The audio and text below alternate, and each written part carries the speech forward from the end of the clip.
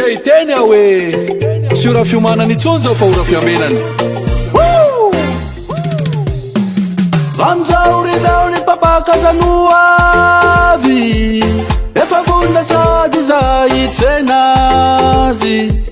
nao toy ny mpangalatra koany fiaviny za efa zanaka ka tsy hoariny arenao mba hona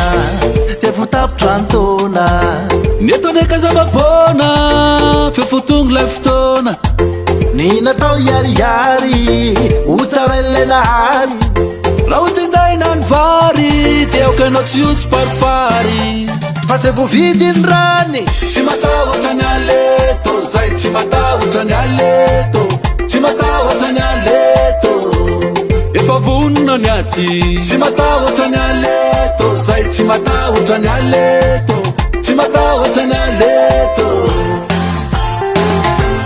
tsy matahotra ny aleto zay tsy matahotra ny aleto tsy matahotra ny aleto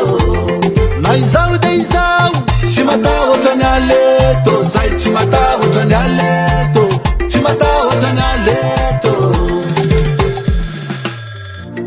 Onara la bureau zao ihany alaonao re na tsara ve nisorika fahaizanareo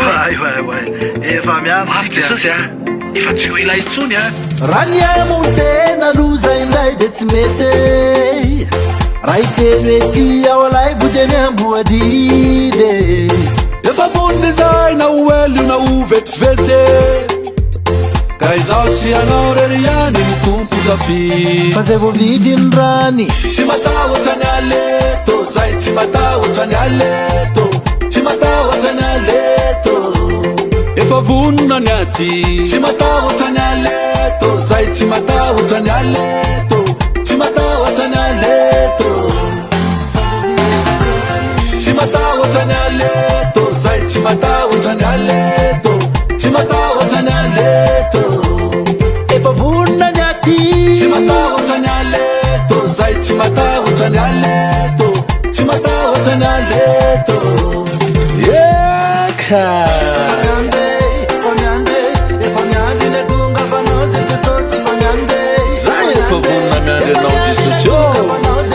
na uela na uenge na ngasana ifona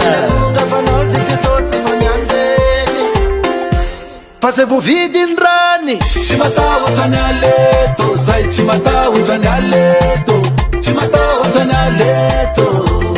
efa vonona ny aty tsy matahotra ny aleto zay tsy matahotra ny aleto tsy matahotra ny aleto